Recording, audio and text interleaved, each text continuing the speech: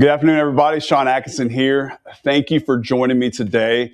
Now, this is my second video for the channel. Listen, the reason why I started this channel is because I want to inspire and instill courage in people. Most importantly, I really want to inspire and help men have courage again and become men again of their household. I see far too often that men have lost their way, lost their place, and women are taking control of the household spiritually. And just remember where you're at. You're down, but you're not out. But life's all about choices. So I wanted to help you today start making better choices. I really have a heart for veterans. I have a heart for addicts. I was an addict myself for almost 20 years. I served 6 years in the Army, did one deployment in Iraq. So if you are a veteran, addict, know one who has lost their way, they've lost courage, hope, they're in despair, whatever it may be, send them to me. Send them to my channel because I want to help them. I want to help them so bad. But the only way I can help them is if they truly open up, one, but most importantly, Jesus Christ. It's not me, it's Jesus. And that's why I started this channel. It isn't something I wanted to do. My wife's been trying to talk to me about doing this for a long time because my testimony is very powerful. But yet I've been apprehensive because I don't want to talk. I don't want to talk on the mic. I don't want to talk in front of cameras. Kind of shy in that aspect. But the Lord reminded me, he was like, it's not about you. It's about reaching my flock. It's about getting into the trenches, pulling people out. They prophesied over me to be a pit picker. That means getting down to the pit, getting down to the nitty gritty where it's rough around the edges and grabbing people out because I was down in that pit once. So I know what it feels like to be in despair. I know what it feels like to be discouraged, to lose everything. Heck, we've lost everything, 3 different times now in our lives because of my addiction. All right, so today, this video is going to be more geared towards my testimony so you understand who I am and what it is I want to accomplish. And, you know, we live in a day and age where men have lost their way. Courage is a dying breed. And I want to help people gain back that courage, to let fear and anxiety kick it to the curb. Fear and anxiety controlled my life for a long time, and it caused nothing but issue after issue. And it does produce no good fruit. So it's time to start producing fruit. Let's kick fear and anxiety to the curb. Let's donkey stomp it, all right? I'm just tired of seeing people who are down, anxiety levels high, fear has crippled them so much, analysis by paralysis. They've thought every which way to do something, and they've ended up talking themselves out of it. So, you know, through my addiction, us losing things had caused me to be very fearful. I never want to be broke again. I don't want to make any more poor choices. So I kind of developed a mindset, well, if I don't make this choice, I'm not going to hurt my family. Well, inevitably, I can if I don't take risk. In life, you have to be willing to take the risk. And you got to have most importantly is having discernment, right?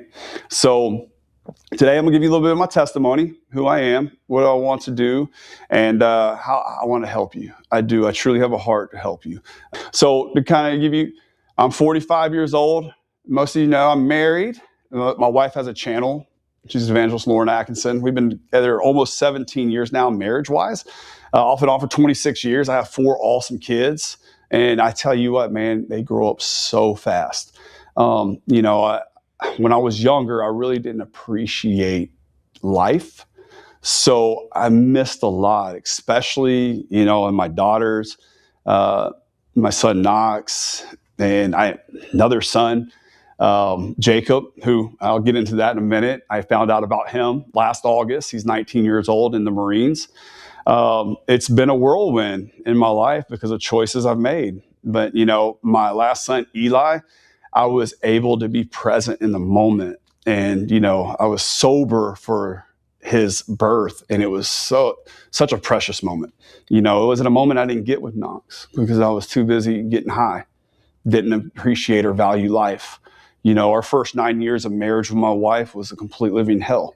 You know, everybody asks us now, like, how do you guys do it? You guys, dude, y'all never argue. I mean, y'all have like the perfect marriage. Well, dude, we went through hell and back. We went through hell and back. I put my wife and my family through hell because of my addiction. So I want to get into that and let you guys know. It all started when I was about 12 years old. I started messing around with marijuana, and it just kind of progressively led from there. I was molested as a kid, and using drugs was an outlet for me to not have to feel, because being molested as a kid, it carried a lot of shame and guilt, anger, a lot of anger. I grew up in a household, my mom and dad both present. Unfortunately, my mom had a lot of health issues, so she was heavily medicated quite a bit, but I was a huge mama's boy. My dad's former military, very strict. Um, I believe I developed a lot of anxiety from my dad. You just didn't know. So like when he came home, it was, you never knew. When he pulled up, you're just kind of like, oh my gosh, really tense, walking on eggshells. How's my dad going to respond when he walks in the door? Is he going to be happy, mad, glad, sad? I don't know, but it caused a lot of fear and anxiety. Another thing my dad did was he always told me never to question authority. And whatever authority says goes. Well, dude, I was molested by authority. I hated authority. I didn't like it. I learned to not ask questions. My wife's a question asker. I still to this day don't ask a whole lot of questions, but I'm getting better at it. Being molested as a kid, going in, addiction just progressively got worse. By 15, I was doing a lot of pills, cocaine, ecstasy. 17, 18 years old, I started doing methamphetamines. I was 18 years old. I got into a wreck. I was hoping that would have been a turning point in my life, but it just ramped up my addiction. I walked away. I broke my back. I should have been dead. I remember the ambulance guy telling me that, and I've had this on a couple of occasions, actually, unfortunately, that he had never seen a wreck like that. So my dad, I was in the hospital. He went to the tow yard and went to go look at the truck and get some of the valuables out of it. And the guy looked at my dad and said, "Hey, I'm sorry for your loss." My dad said, "What do you mean?" He was like, "I know nobody made it out of that alive, did they?" And he said, "Yeah, my son, he just got out of the hospital." And the guy was in complete, utter shock. And so was the ambulance driver. He told me over at the hospital, he was like, "Dude, I've never seen anything like this before in my life. You bet you're a blessed man." And I didn't take that. I just kind of brushed it to the side, on about my life. I had dreams and aspirations to play college football, but because of my poor choices, I wasn't able to. And any type of thought of being able to go and play football after that was done with, because I had broken my back. I had a lot of rehab to do. And instead of getting my act together, I really felt sorry for myself and really went down a downward spiral. And during that time, I ended up meeting my wife. I was 19. Love of my life, ran to her. I knew from the get-go when I met her, man, that was the love of my life. I knew I was going to marry that woman one day. Unfortunately, it just took me a long time to get to that point because of my addiction. All I did was cause devastation and pain, but she was just the one true, good, godly thing about me. Like, I loved her so much. And she loved me, but she can only put up with so much of me. She liked to use the word, she was like, she loved me, but she did not like me. And I wasn't an unlikable person because, it goes back to being molested as a kid, dude. I had so much anger, so much guilt, so much pain, so much rage. And I just kept fueling it with addiction. And, it didn't matter how much drugs I did, how much I drink. I just kept doing it over and over again. And as you know, when you get caught up in the addiction, man, like it's all about you, about your next high. And that's all my life was. That's all it was ever about for the longest time. I lost a lot of friends due to addiction. From overdoses, car wrecks, man. And it's sad because a lot of people lost their lives and it came up short when it shouldn't have. A friend of mine, not even a month ago, right at a month ago, committed suicide. And he was a really good friend of mine growing up. We didn't really have a whole lot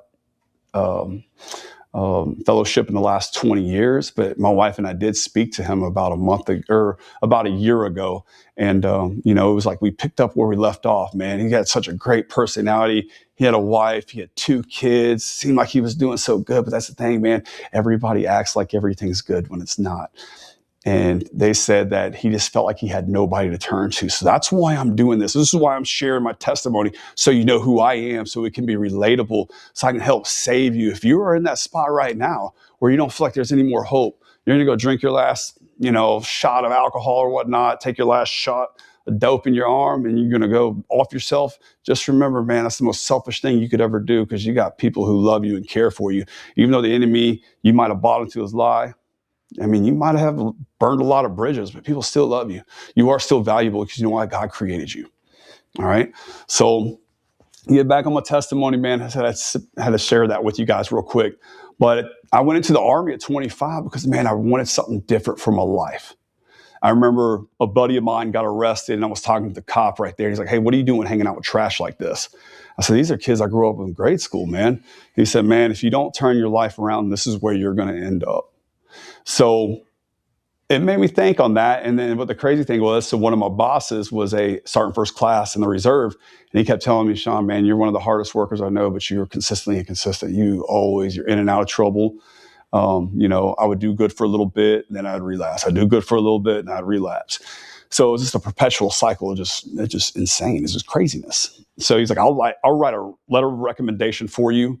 That way you'll have a little backing, and then we'll see about getting you some waivers, because it was a time of war in 2006. So, it was a pretty easy process. I remember saying yes, went to METH, signed or took my test, and then went ahead and got my MOS, signed the dotted lines, and within 18 days, man, I was shipped out to boot camp. I was one of the best choices I ever made in my life, right? So I was in the Army for 6 years, and then between that time, my wife and I got back together. We ended up getting married in 2009. It was a hard transition for me. I got the love of my life back. I should be excited. And I was, to a certain degree. But I also, I still had an addiction. I still had an addictive personality. I was an alcoholic at the time. I was doing better, not doing drugs for the most part. I do it here and there, but I was a full-fledged alcoholic. And I remember I just got back from deployment. I'm trying to become a man, be a father, be a husband, responsibilities. And it was overwhelming for me. I didn't know how to handle all this stuff. So what did I do? I turned back doing drugs, because that's what I've known. That was always the common denominator. When everything got hard and got rough, guess what I did? I went back and got high, because that's all I knew how to do. And it never solved a problem. It only added weight to the issues. And so like 3 weeks back from Iraq, I found out my wife was pregnant with my son, Knox. And it was awesome to know, man, I was about to have a kid. That was one of the coolest moments of my life. I thought, man, and I had to turn my life around, but I just could not figure out. I couldn't put the alcohol down. I ended up getting out of the Army in 2012. I ended up having a really bad relapse again. And I remember my wife telling me, she was like, "Shaun, we're done with this. I can't do this any longer." She's like, "Either you get help or we can't be together." And I did. I remember I did heroin for the first time. And I remember how good it felt. And I knew right then and there, if I did not seek help, I would probably die in the next month, because of how good it felt. And it was probably one of the best feelings I had felt in my life, to take me like cloud nine, where I didn't feel any hurt or pain. It was just complete, and that scared me. And so I went to No Longer Bound. I went there for 8 months, turned my life around. Most importantly, I met Jesus there. So it was crazy. So when I was in No Longer Bound, I was sitting there for like 60 days, and we had this thing called a sociogram, and we're sitting in there, and it's a bunch of men in these circles. They have to give like 3 positives and 3 negatives. And I remember I was just getting plastered for some negatives. And it was just, I was a flatliner. I never conversed with many people. There's a couple people I talked to, but I was very surface level. I didn't let anybody know who I am, what I'm going through, or anything like that. And I remember I told them, and I had just mentioned this to my wife right before I went in, that I was molested as a kid. Like, I never wanted to tell anybody that, because it's so vulnerable. It's so embarrassing. There's so much shame and guilt that came with it. Like, when I admitted that I had been molested, there were 7 or 8 other people that stood up and said the same thing happened to them. So that's what I'm saying, is the power of a testimony. When you finally get out of your comfort zone and you learn to share and be vulnerable, raw and authentic about what you've been through. How many other people have been through there? Now, the enemy had told me over and over again that nobody else had been through this. I'm the only person. Nobody will understand where I'm coming from. They're going to look at me weird. And it was the most freeing moment of my life when I conveyed that to everybody. And then to back it up, all those other men that stood up and said the same thing would happen to them. Same thing happened to them, and they were never going to share. They were going to take it to the grave. So that's why testimony is very, very important, and we have to get out there and we have to share it. So, that was a breath of fresh air, but it was a process. And once that was out there, now we have to work through it. Now I had to go through a class called Inner Healing, and that was brutal. Brutal. You had to give your life story, what you've been through, and then you had to expose all the hurt and pain that you did to others, and the pain I did to my wife and my kids, and the pain that was done to me. And I had to forgive. Most importantly, I had to forgive myself. And it was about a 6 to 8 week class, but I tell you what, there was a lot of growth with that. There was a lot of come to Jesus, and there was a lot I had to lay down at the feet of Jesus. And that's what I learned to do in that class. And once I got the freedom, I was set free from all this stuff. Man, I was able to forgive the individual who molested me. And to this day, I've forgiven them. I don't have any ill will towards it because I know that's up to God, because forgiveness is for you. It's not for anybody else. It's for you to move forward with your life. And I was tired of being in bondage. I was tired of having rage and anger. I was tired of, if I'm this way, guess what? My family feels that, and they suffer from it. So I was tired of seeing them suffering from my own stuff. So we ended up getting out. We got a house, went to school, got my health and physical education degree. Eli was born. I was there for the birth. It was so good. The Lord had restored everything. And it was the most beautiful thing in the world. Everything was good. I got another kid. We got our house. We're going to church. Everything's awesome. Coaching baseball.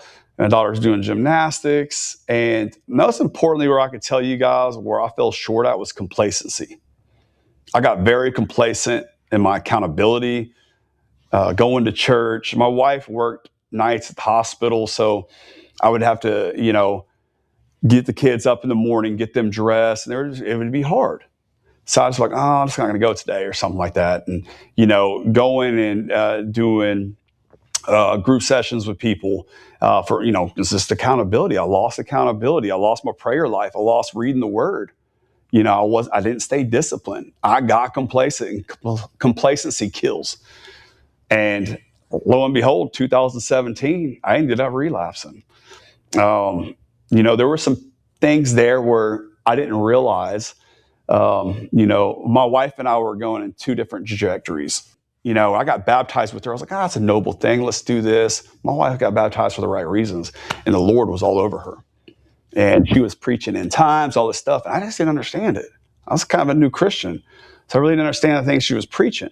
So I started gaining some resentment. She was always talking about Jesus. And I couldn't grasp it. I'm like, Jesus, what'd you do with my wife? It was like, I couldn't say these words. I couldn't watch this movie. And I get it now. I understand it now. Ear gates and eye gates are so important, but I didn't understand it then. My mom passed away in 2016, and there was some unforgiveness there. I didn't realize how much there was of it, because I remember this guy pressing me a little bit about my mom, and anger started coming up. And he was like, well, man, you haven't forgiven your mom. I said, how do you say that? He was like, because when you think of somebody, do you think of peace, joy, love, all the fruits of the Spirit? If you don't, then you truly haven't forgiven that individual, because there's no peace there. And that rubbed me the wrong way, but the individual was actually right. And I started drinking a little bit on the side. I had been clean almost 5 years. I got this. I can handle it. And, I couldn't handle nothing, man. And I was doing it. I was being deceitful. I wasn't telling my wife about it. And then after about 6 months of doing it, I relapsed on meth. And how crazy that drug is, it's the devil's product. And it is so brutal. It destroys lives. It destroys families. And I ended up walking out, man. I walked out on my family. I was a coward. I walked out on my wife and kids. I moved to Florida, started running dope back and forth. I remember a couple instances where, I thought that's what I wanted out of life. And I was so miserable. I was just so miserable. And the Lord, yet so gracious, so merciful, kept pursuing me. And I told him I didn't want nothing to do with him. And my wife was wanting me to go back to rehab. And I told her, I was just like, I've been through rehabs. I don't need rehabs. I could teach rehabs. What I need is Jesus, and I don't want them. This is just where I was at. And I was trying to be raw and authentic with you, because I'm sure some of you are there right now. And I remember a couple of weeks before I ended up getting arrested, I had gotten to a place in my life where I was at peace, where I was just going to commit suicide. And I wrote out this long text to my wife. And, she was up in Georgia. I was down in Florida. And telling her, I'm sorry. I think this is a typical thing for anybody who's going through it. You're better off without me. The kids are better off without me. All I do is cause heartache and pain. There's nothing I have to offer. The same old song and dance. But I remember, I had a text, and I went to my cabinet to go get my pistol. And for some reason, I ended up taking my pistols to Georgia. So if you're watching this, when you do a lot of drugs, man, you don't remember things. Things are out of whack. I was doing a lot of Xanax, GHB, methamphetamine. I've been up for days, drinking alcohol. And some things, you just don't remember. You can't put pieces of the puzzle together. Well, thank God. I say this stuff because I'm connecting the dots. The Lord saved my life on this. I took my weapons and brought them up to Georgia on one of my runs getting dope. And I remember, I can't find it. And I just remember I fell asleep and I woke up to look at this long text message. And I was like, oh my gosh, dude, I really was about to kill myself. And then about a week or so before I got arrested, I went and did another run, and coming back down past Atlanta, and ended up, I was on 85. It's 1:30 in the morning. I fell asleep behind the wheel, and I hit an oak tree going around 75, 80 miles per hour. I was in an '04 Tahoe, and where it hit almost on the passenger side. So here's the hood right here. It all came in the passenger side. So the engine compartment came up, hit my shins. But if I would have had a passenger, they would have been done with. They would not have made it. And, I walked away from that. And I remember this was the second instance where the ambulance guy was like, man, I've never seen anybody walk away from something like that, man. And I was like, yeah, whatever, man. And I remember the state patrolman saying the same thing, not even messing with me. He's like, you should just be lucky that you're alive. And I remember I was telling God, God, if you don't stop this, Lord, I'm going to die. And he did, man. He answered my prayer. And I knew there was only one way. There's two ways out. Either going to go to jail or I was going to die. And I didn't want to die, I told the Lord. Well, then a week later, I ended up getting arrested. So it worked out for the best. It was probably one of the most freeing moments of my life when I got arrested. I remember it was over. I was like, thank you. And I remember sitting in jail, and the Lord was saying, Shaun, I finally got your attention. I got nowhere to run. I got nowhere to hide. I can't use any drugs. I'm sitting in there. And the Lord says, Shaun, if you give me your 100%, watch what I'll do for you. I'll restore your relationship with your wife. I'll restore your relationship with your kids. And at that time, man, dude, that was a hard one to believe because of all the hurt, pain, distrust, deception, everything I've done. I was not a good individual to my wife at the time. Yes, she loved me through it. And I remember I said, yes, Lord, I give it to you. I ain't got nothing else to give. I was like, I'm stuck in here. I'm looking at a 15-year prison sentence.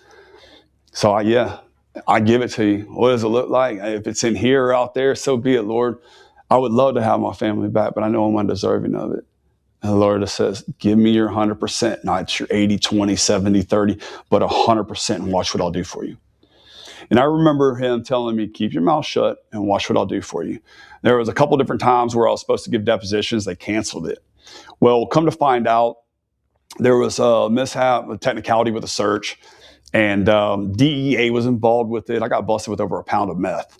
And they ended up giving me a reduced sentence, and it was 5 years probation. They knocked it down to a controlled possession, constructive possession charge. That's what it was. I got 5 years probation, $1,000 fine, 150 hours community service.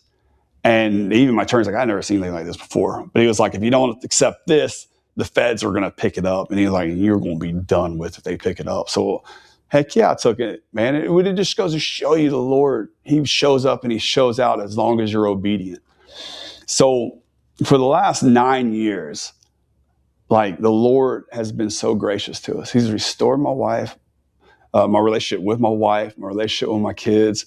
We're out doing ministry work together now with Lauren Atkinson Ministries. That's our ministry. And I just want to help others, man. I want to help. the things I did to my wife and my family, you're 100% right. I'm undeserving of it. We're all undeserving. But his grace and mercy is so sufficient. And that's why it's so important to be obedient. So my wife and I, we get together. We just want to help people. My wife's always preaching. She's always helping people with finances, preaching end times. We just got done with a huge gathering last month with over 300 people there. It's just watching what the Lord's doing in our lives. But it didn't come overnight. It took obedience. It kept saying yes, yes, yes. And just keep plowing, keep showing up. So I share all this with you today so you understand who I am. And I want you to know that, like, once I got clean in 2017, that fear and anxiety really took a hold of my life because I was so scared of messing up. I was so scared to be broke again. I was so scared to hurt my wife or my kids or put us in a financial strain to where we'd be hurting again. And it would be like analysis by paralysis. I'd be so scared to make this decision. I just didn't make one at all. And I realized that, like, that was starting to hurt us. And fear and anxiety was really ramping up in my life. And the Lord did not give us a spirit of fear, but of power and of love and a sound mind, self-control. So I had to get back after it, and I had to learn to say yes and do things, even scared. Have the courage to be able to do things that you are afraid to do. And that's why I'm here today, to want to instill courage in you, to take that risk of whatever it is the Lord's asking you to do. Just say yes, be obedient. I want to see men take control of their houses again, right? I want to see life back into men. Like, too many men are just, they've accepted defeat. You know, your marriage is on the rocks right now because of your addiction, your choices, or whatever it may be, but that's not an end-all be-all. Like, my marriage has withstood it all, man. Unfaithfulness. Was it 3 different times we lost everything? I don't know how many times I've relapsed. Numerous times. But there was an instance in 2017 where my wife, and rightfully so, had all the divorce paperwork typed up, ready to rock, signed, sealed, delivered, and the Lord said, rip it up. My family, her family, heck, even I thought she was crazy for wanting to stay with me for everything I've done. But it just goes to show you what the Lord will do and can do if you just say yes. So could we see ourselves where we're at now 9 years ago? Absolutely not. But we didn't get here. We got here because we work as a team. And she has forgiven me. And the one thing I see far too often is people saying they forgive, but yet they bring up the past against them, or it triggers something against them. You have to learn to let go. The most important thing my wife always told me, she was like, Shaun, I just gave you to God. I'm going to continue moving on, doing the Lord's work, and I'll let the Lord deal with you. And she was like, that would have been the most freeing thing for me. And it was freeing for me because I didn't need her over my shoulder going, hey, have you done this, this, and this? Accountability type thing. Yes, we have accountability. But the thing is that, dude, she said she loved me. We were going to work through this, and we did. We hashed out whatever it is we need to hash out, and we moved forward. The only time we talk about our past is when we do these testimonies like this, or when people ask us about it. You know, there's just so many marriages crumbling apart right now where they don't have to be. So I share that with you. If you know anybody out there who's struggling, marriage is struggling, in addiction right now, maybe they're a veteran, PTSD, in addiction, or whatever it may be, or a man who's just struggling, who needs courage, who needs direction. That's what I want to do. Like, I'm about to start getting involved with life coaching because I just want to help. I want to help others. Because the Lord can do it to me, He can do it for you, but you have to be willing to put the work in. And I'm willing to help you. That's why I'm doing this. All right? So I hope this has blessed you today. Send this testimony to people that need it. And I will be back and shooting off a couple videos a week because I want to grow this. I want to grow this. I want to help. I want to help so bad. I want to see you be restored. The only way to be restored is through Christ, but you just got to put forth the effort, the grit, the determination to get after it. And I've been there. I've done that. There was times where I was discouraged, but discouraged doesn't have a place in me no more. There's no time for discouragement. Time is of the essence. We have to keep moving, and we have to keep moving forward. We got to put everything in the rear view and quit looking at our past and focus on where you're at. Let you be where your feet are so you can move forward in your life. I want you to be present. Quit thinking about the past. Quit worrying about the future. Be present where you're at right now. What is the Lord asking you to do? Do it. And watch. Watch how he moves in your life. Because I promise you, if you're lacking courage right now, your obedience by saying yes to the Lord is going to lead you into courage. I promise you. All right? So I hope this blessed you today. And put in the comments if it has blessed you. If you have any questions, please feel free to hit me up. Let me know. I'm here to help any which way I can. All right? You guys be blessed. Take care.